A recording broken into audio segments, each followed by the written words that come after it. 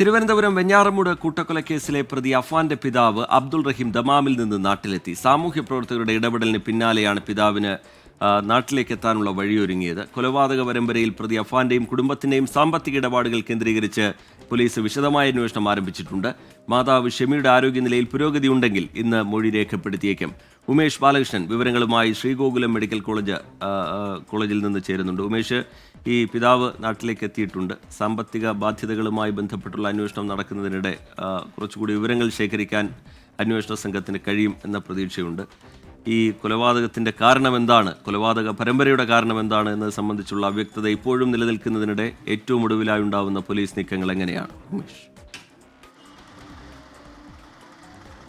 എന്തായാലും അല്പസമയത്തിന് തന്നെ അബ്ദുൾ റഹീം ഇവിടെ എത്തും, അതായത് ഗോകുലം മെഡിക്കൽ കോളേജിലെത്തും. ഏകദേശം 7:45 കൂടിയാണ് ഈ എയർപോർട്ടിൽ നിന്ന് പുറത്തേക്ക് അദ്ദേഹം പോയത്. ദമാമിൽ നിന്ന് സാമൂഹ്യ പ്രവർത്തകരുടെ കൂടി ഇടപെടലിനെ തുടർന്നാണ് അദ്ദേഹത്തിന് നാട്ടിലേക്ക് എത്താനുള്ള സാഹചര്യം ഒരുങ്ങിയത്. എന്തായാലും അദ്ദേഹം ഇനി അല്പസമയത്തിന് തന്നെ ആശുപത്രിയിലെത്തി ഷെമിയെ കാണും. ഷെമിയെ കണ്ട ശേഷമായിരിക്കും ഒരുപക്ഷെ പോലീസുമായെല്ലാം പോലീസിൻ്റെ വിവരശേഖരണത്തിലെല്ലാം കൂടുതൽ വിവരങ്ങൾ നൽകാൻ സാധ്യതയുള്ളത്. എന്തായാലും 7 വർഷം മുൻപ് അബ്ദുൾ റഹീം ഇവിടുന്ന് പോകുമ്പോൾ ഉണ്ടായ സാഹചര്യം തിരിച്ച് നാട്ടിലേക്ക് എത്തുമ്പോൾ ഒരു വലിയ ദുരന്തത്തിൻ്റെ ബാക്കിപത്രത്തെ അഭിമുഖീകരിക്കേണ്ട ഒരു സാഹചര്യത്തിലേക്ക് കൂടിയാണ് അബ്ദുൾ റഹീം ഇവിടെ എത്തുന്നത്. പോലീസിൻ്റെ അന്വേഷണം ഇന്ന് നിർണായകമാണ്. കാരണം ഈ കുടുംബത്തിൻ്റെ കടബാധ്യത സംബന്ധിച്ചുള്ള മുഴുവൻ വിവരങ്ങളും ശേഖരിക്കുക എന്നുള്ളതാണ് പോലീസ് ഇപ്പോൾ ചെയ്യുന്നത്.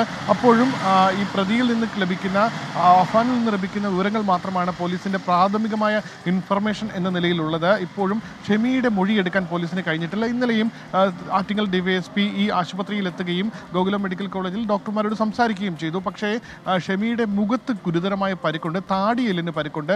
സംസാരിക്കുമ്പോൾ പൂർണ്ണമായി അതേ അർത്ഥത്തിൽ വാക്കുകളൊന്നും പുറത്തേക്ക് വരാത്തൊരു സാഹചര്യം ഇന്നലെയും ഉണ്ടായിരുന്നു. അതുകൊണ്ട് തന്നെ ഇന്ന് രാവിലെ 10 മണിയോടുകൂടി മെഡിക്കൽ ഓഫീസർ അടക്കമുള്ള സംഘം ഈ ഷെമിയെ വീണ്ടും പരിശോധിച്ച ശേഷമായിരിക്കും പോലീസിന് മൊഴിയെടുക്കാനുള്ള സാഹചര്യമുണ്ടോ, അതുമായി ബന്ധപ്പെട്ട ആരോഗ്യനില മെച്ചപ്പെട്ടിട്ടുണ്ടോ തുടങ്ങിയ കാര്യങ്ങൾ തീരുമാനിക്കുക.